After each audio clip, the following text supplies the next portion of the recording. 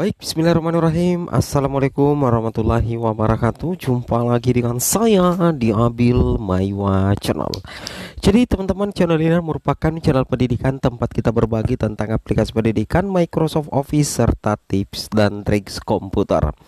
Jadi pada video kali ini teman-teman ya, kembali lagi admin akan mencoba mengupdate video terbaru ya terkait fix informasi terbaru untuk P1, P2, P3, P4, cek 5 kategori guru honorer, wajib verbal ijazah dan verbal ulang agar bisa mendaftar dan resume di portal SSCASN P3K 2023. Tapi sebelum kita lanjut, bagi rekan-rekan guru yang baru pertama kali menemukan channel ini, jangan lupa tekan tombol subscribe-nya dan aktifkan lonceng notifikasinya agar setiap hari Bapak Ibu bisa mendapatkan update informasi terbaru seputar perkembangan P3K guru. Baik Bapak Ibu, tanpa berlama-lama lagi kita langsung saja to the point ke informasinya. Jadi di sini 5 kategori guru honorer yang wajib verbal ulang dan verbal ijazah Bapak Ibu ya. Bapak Ibu perlu ketahui ini adalah salah satu contoh penampakan verbal ijazah untuk tahun 2023. Yang mana kalau kita perhatikan di sini itu sangat jauh berbeda ya dengan verbal ijazah tahun 2022. Di sini kita lihat ada tampilan hasil validasi, tanggal lahir tidak sama dengan data Dapodik, kemudian nomor ijazah tidak sama dengan data yang di entry, jenjang tidak terdeteksi. Kalau tampilannya seperti itu, Bapak Ibu memungkinkan untuk melakukan verbal ijazah atau melakukan verbal ulang di info GTK. Bapak Ibu perlu ketahui ya bahwasanya hasil pemadaman data Dapodik dengan ijazah itu masih tercatat ada yang belum sesuai. Untuk memastikan kesesuaian data Dapodik dan ijazah, maka diperlukan pengecekan manual. Anda saat ini mengakses info GTK melalui jalur admin dinas sesuai dengan kewenangannya. Nah, jadi intinya seperti itu Bapak Ibu ya. Sarankan verbal ijazah kepada guru atau tendik yang akan mengikuti rekrutmen P3K atau serdik tidak linear dengan mata pelajaran yang diajarkan. Artinya apa Bapak Ibu ya, bagi rekan-rekan guru baik itu P1, P2, P3 maupun P4 yang bermasalah verbal ijazahnya atau bahkan melakukan verbal ijazah, itu wajib untuk melakukan verbal ijazah di tahun 2023 ini agar nantinya bisa melakukan resume. Jelas sekali pengumumannya di sini dikatakan sarankan verbal ijazah kepada guru atau tendik yang akan mengikuti rekrutmen P3K atau serdik yang tidak linear dengan mata pelajaran yang diajarkan. Seperti itu kira-kira Bapak Ibu ya. Itu yang wajib Bapak Ibu pahami dan Bapak Ibu cermati. Nah, kemudian kita lanjut lagi rekan-rekan sekalian. Kita lanjut lagi di sini Bapak Ibu perlu ketahui ya bahwa ada beberapa hasil validasi sebenarnya terkait dengan verbal ijazah. Di sini katakan mohon pencerahannya gimana kalau hasil verbal seperti ini. Adakah solusinya biar datanya valid? Hasil validasi misalkan Bapak Ibu ya, berkas yang diupload terindikasi bukan ijazah. Kalau misalkan Bapak Ibu hanya mengupload akta 4, itu bukan verbal ijazah apanya. Karena yang harus di-upload itu kan ijazah akta 4 ya, bukan sarjana ya, bukan yang tertulis sarjana tapi ijazah akta 4 ya. Kemudian kedua, nama perguruan tinggi yang di-entry tidak terdeteksi pada berkas yang diunggah. Ini wajib melakukan pengecekan di Pedediktif juga Bapak Ibu ya. Kemudian nama program studi yang di-entry tidak terdeteksi pada berkas yang diunggah. Jenjang yang terindikasi tidak sesuai dengan berkas yang diunggah. Nomor ijazah yang di entry tidak terdeteksi pada berkas yang diunggah. Kemudian NIM, NIRM yang di entry tidak terdeteksi pada berkas yang diunggah. Nama yang di entry tidak terdeteksi pada berkas yang diunggah. Kemudian nama yang di entry tidak sama dengan data Dapodik. Kemudian belum diverifikasi oleh verifikator dinas ya, hubungi operator SIMTUN atau KK Datadik ya. Seperti itu kira-kira Bapak Ibu ya. Oke, nah ini adalah contoh-contoh hasil validasi yang belum bagus ya, alias masih bermasalah. Nah, kita lihat di sini Bapak Ibu ya, ada beberapa informasi penting lainnya yang Bapak Ibu harus ketahui. Karena kenapa di P3K Guru tahun 2023 nanti Bapak Ibu harus betul-betul memadankan data info GTK Bapak Ibu ya, dengan data yang akan ditarik di portal akun SSCASN. Kenapa bisa seperti itu Bapak Ibu? Karena untuk penarikan data masuk ke database Kemendikbud, Bapak Ibu perlu ketahui bahwa penarikan datanya itu diambil dari database aplikasi Info GTK, yang mana nantinya dari aplikasi Info GTK itu akan ditarik masuk ke database Kemendikbud.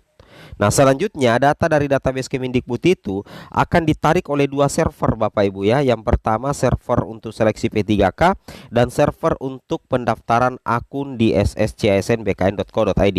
Tentunya hal itu mempertimbangkan kualifikasi S1, jenis sertifikasi dan formasi mata pelajaran. Nah, ini bisa kita melihat ya, kita bisa lihat secara mendetail bahwa data aplikasi Info GTK dan Verpal Ijazah itu menjadi data dasar untuk penarikan data di database Kemendikbud, seleksi P3K dan juga pendaftaran akun SSCASN, sehingga sangat wajib untuk dilakukan Bapak Ibu ya. Ini ya, saya perbesar di sini Bapak Ibu ini. Jadi jangan dianggap remeh ya, aplikasi Info GTK kemdikbud.co.id Verpal Ijazah ini akan ditarik langsung Bapak Ibu masuk ke database-nya Kemendikbud. Nantinya itu bisa menjadi penentu Bapak Ibu apakah nantinya bisa melakukan resume SSCASN atau tidak ya. Jangan sampai Bapak Ibu tidak melakukan Verpal Ijazah sekalipun Bapak itu adalah P1 dan mendapatkan penempatan, itu Bapak Ibu tetap tidak bisa resume ya. Ini berlaku untuk semua guru honorer Bapak Ibu ya, P1, P2, P3 maupun pelamar umum ya, yang memang punya data Info GTK. Logikanya seperti itu Bapak Ibu ya. Oke. Kemudian kita lanjut lagi di sini. Nah, ini adalah dampak Bapak Ibu ya. Ini adalah dampak yang ditimbulkan apabila misalkan Bapak Ibu Verpal Ijazahnya bermasalah atau sama sekali Bapak Ibu tidak melakukan Verpal Ijazah.